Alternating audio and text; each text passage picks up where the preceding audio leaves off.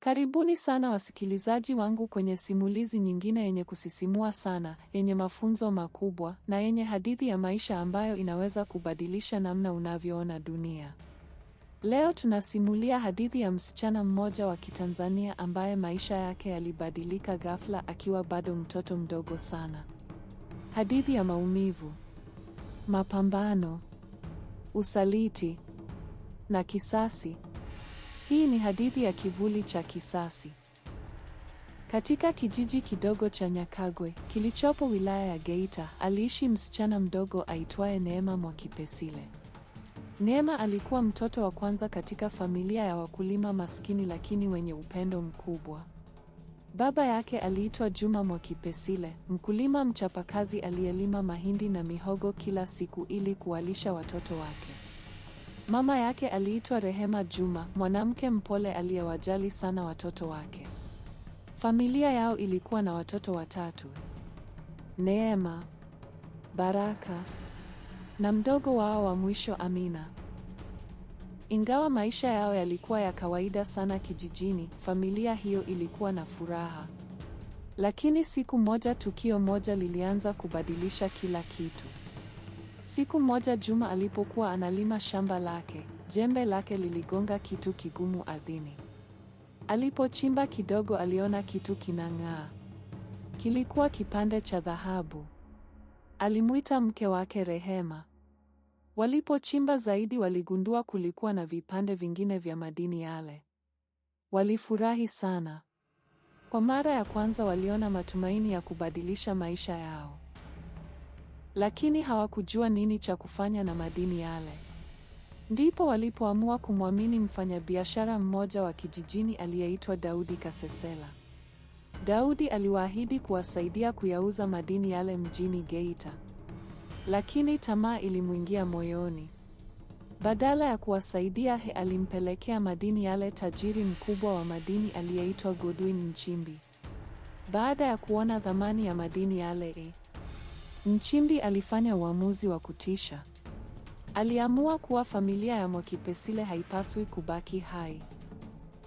Usiku mmoja wa giza nene, mtu hatari aliyeitwa Shabani Nyang'oro alitumwa kwenda kijijini Nyakagwe. Alifika kimya kimya kwenye nyumba ya familia ya Mwakipesile. Usiku ule uligeuka kuwa ndoto mbaya. Neema akiwa na miaka 12 alishtuka usingizini baada ya kusikia vurugu. Aliwakamata wadogo zake Baraka na Amina na kujificha nyuma ya nyumba. Kutoka pale gizani alishuhudia wazazi wake wakiuawa kikatili. Usiku ule ulimfanya Neema akue ghafla. Baada ya mazishi ya wazazi wao, Neema na wadogo zake walipelekwa kuishi kwa mjomba wao Musa Mwakalinga. Lakini maisha pale hayakuwa rahisi. Mke wa mjomba wao, Mama Halima, aliwachukia sana watoto wale. Neema alilazimishwa kufanya kazi zote za nyumbani. Baraka alipigwa mara nyingi. Amina mara nyingi alinyimwa chakula. Siku moja Baraka alipigwa vibaya hadi akalia usiku kucha. Usiku huo Neema alifanya uamuzi wa maisha yake. Aliwachukua wadogo zake kimya kimya. Wakaondoka kijijini kuelekea Dar es Salaam. Walipofika Buguruni, maisha yalikuwa magumu sana.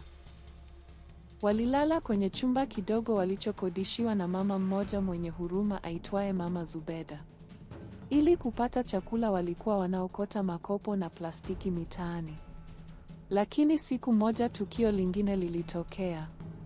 Baraka alipokuwa anakimbia kuvuka barabara Ubungo, gari lilimgonga.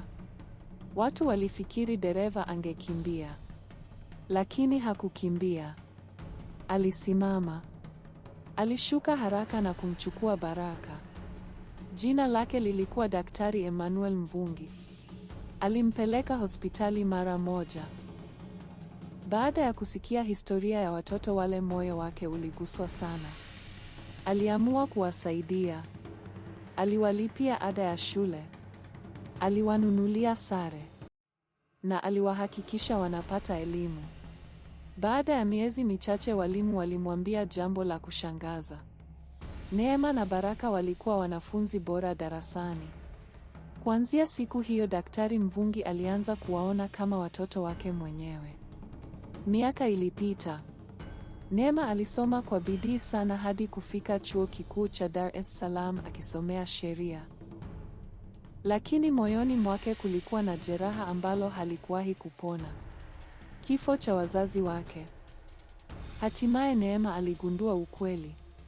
Aliyepanga mauaji yale alikuwa Godwin Nchimbi. Na hapo kisasi chake kilianza. Neema aligundua kuwa Nchimbi alikuwa na mtoto aitwaye Kelvin Nchimbi. Kelvin alikuwa mfanyabiashara kijana tajiri sana. Neema alianza kupanga mbinu za kumkaribia. Alianza kwenda kwenye hafla za wafanyabiashara ambako Kelvin alikuwepo. Alivalia mavazi ya kuvutia sana ili kuvuta umakini wake. Mara kadhaa walikutana kama kwa bahati. Siku moja walikutana kwenye sherehe moja ya wafanyabiashara Mikocheni. Neema alionekana mwenye haiba na akili. Kelvin alivutiwa sana. Lakini wakati huo Kelvin tayari alikuwa na mpenzi wake aitwaye Linda. Neema hakukata tamaa. Aliendelea kumkaribia polepole.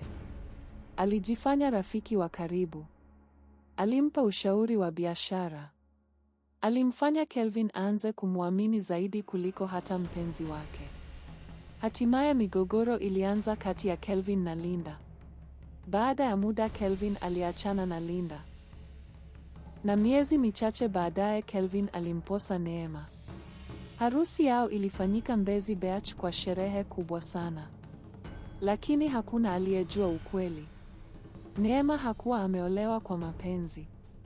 Alikuwa ameolewa kwa kisasi. Ndani ya ndoa mambo mengi ya ajabu yalianza.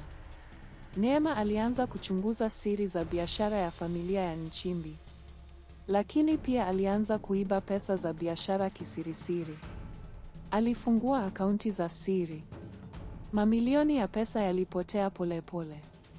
Biashara ya kampuni ya Nchimbi ilianza kuyumba. Kelvin alianza kushangaa. Lakini hakujua kuwa mke wake mwenyewe alikuwa nyuma ya kila kitu. Migogoro ilianza ndani ya ndoa yao. Hatimaye siku moja Neema alifanya kitu ambacho kingebadilisha kila kitu.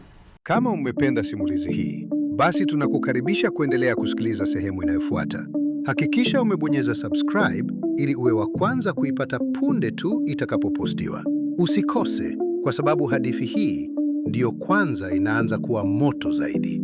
Next Bongo, hadithi zinaendelea.